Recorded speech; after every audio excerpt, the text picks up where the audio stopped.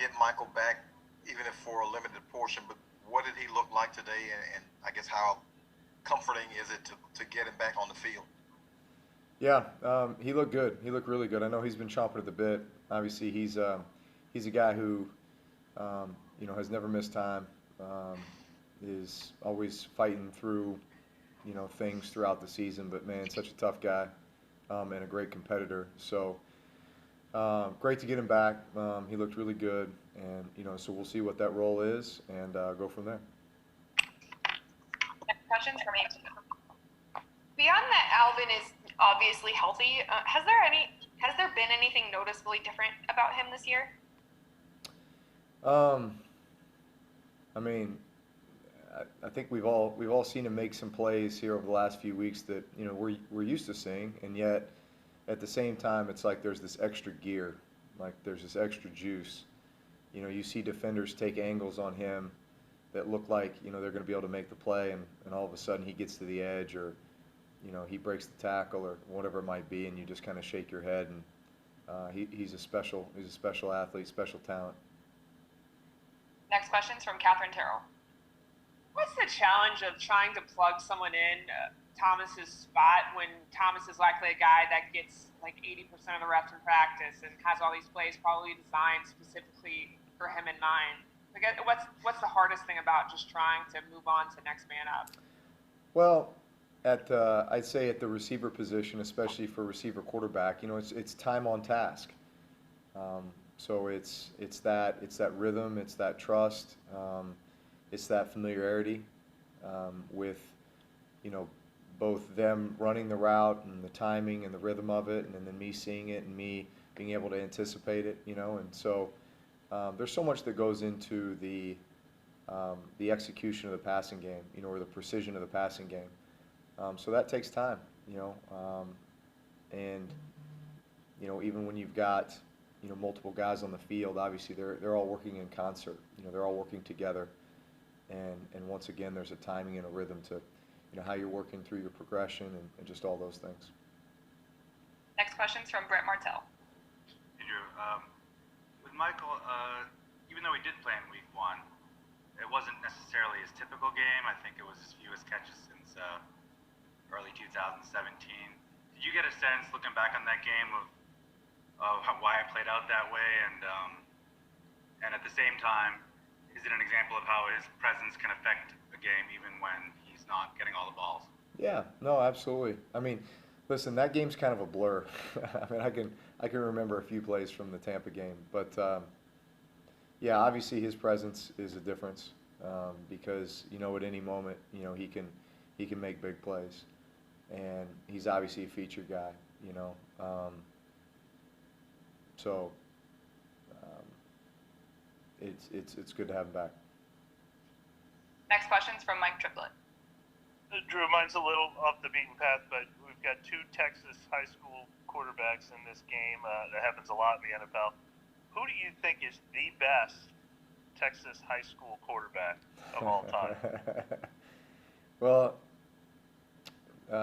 do we have like a top 10 that you want to rattle off? Well, you're a candidate. Chase was a candidate. Kyler Murray, it's our Arizona Cardinals writer who's asking the question. Okay. Was it Garrett Gilbert, or somebody who didn't have, who took it by storm recently? But, maybe somebody that doesn't get the notoriety because he didn't have the career that you know. I think at one point, I can't remember when in my career we did this, but we had somebody pull the statistics on all the Texas quarterbacks in the NFL, and then basically all the quarterbacks by state.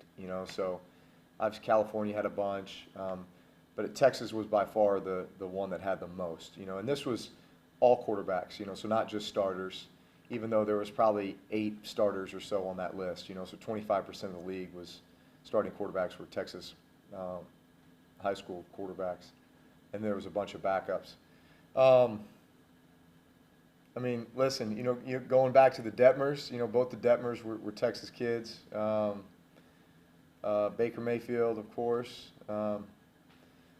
Johnny Football was in there too. There's quite a few guys. Listen, I know this. I think I mean, certainly for me, I think there's definitely a sense of pride. Having played Texas high school football and been a part of that, you know, everybody's everybody's read the book Friday Night Lights, right? You know, I remember reading that as a kid, you know, about Odessa Permian. To the point where when I got to high school, I begged our coach to schedule a game with Odessa Permian. But yeah, I mean, those are incredible experiences.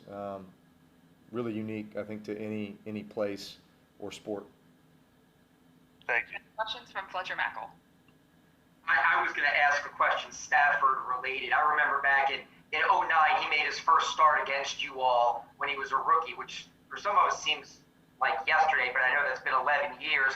Is it hard to believe with his arm talent, and I know there's a lot of factors that go into it, just the fact that he's been the franchise quarterback there for that long, yet he has never won a playoff game? And again, I know there are a lot of factors, but just the talent he has and maybe the overall lack of success, and I feel like that's a mind-blowing stat that he's never won a playoff game. Like you said, there's a lot that goes into that. I've got a ton of respect for Matt. I think he's had a great career. I've always been really impressed with the way he plays, and there's no doubt he's in the top 3 in regards to arm talent, and has been ever since he stepped foot in the league. You know, he makes some throws that you just kind of shake your head at. You know, there's only a handful that make some of the throws that he makes. Next question's from Nick Underhill. I don't know if I'm going to ask this the right way, but like having a guy like Mike that you know is going to get open in a second almost every single time and catch virtually every pass, does that allow you to play faster? You kind of touched on the progressions, but you know, what kind of luxury is that knowing you have that option there, you know, basically every single time? Well, once again, it's not that easy. You know, there's always within the framework of the game plan. You know, you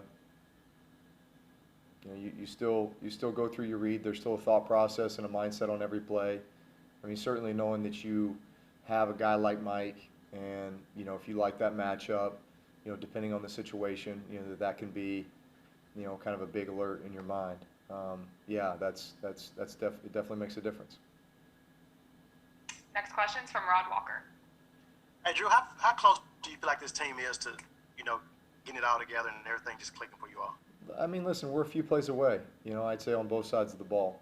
And that's usually the way it is, you know, especially early on in a season.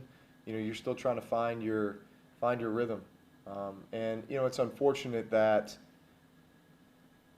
you know, that becomes a little more glaring because of the losses, right? You know, plenty of times, you know, early in a season, you're still working your way through things, but you're finding ways to win games. I think at the end of the day, you just have to recognize what wins and loses. And, I mean, I can think of one play on offense and one play on defense that I'm sure would have been a huge difference in that game the other night, you know? So if you can win a majority of them, you know, and if you can, you know, do the things that you know result in winning football, I think your percentages go way up. It's as simple as that. Next question's from Amy Just. This isn't as off topic as Mike's question, but it's still a little out there. All of y'all have the things that you do off the field in terms of just engaging with society. But with Cam in particular, he's really taken a big leadership role in getting people registered to vote. He's one of the few spokespeople across the entire NFL with NFL votes. I guess, what do you make of the work that he's been doing there, whether that's with the community or with your team? Yeah. You know what? I'm not sure if there's a guy who does more than Cam. I'm so impressed with what he's doing, really ever since he's been here. I mean, I think just about every Tuesday he's going to speak to a school, an elementary school, middle school, high school. He's out there wanting to influence young people in a positive way. He's obviously got a great personality. He's somebody who can identify with anyone and carry on a conversation with anybody. He's very engaging, very outgoing, and just fun to be around, you know. But for a guy to donate his time and listen, he's got a wife and 3 kids, you know, and so he's got plenty of responsibilities off the field, and yet I think he's very generous with his time in that regard. And man, I can't tell you how many times I've seen Cam on TV over the last 3 months, you know, talking about getting registered to vote and how to do it and helping people with the process. So I think it just speaks to his heart, and him wanting to not only give back to this community, but really focus on the things that I think affect our society the most. Next one's from Nick Underhill.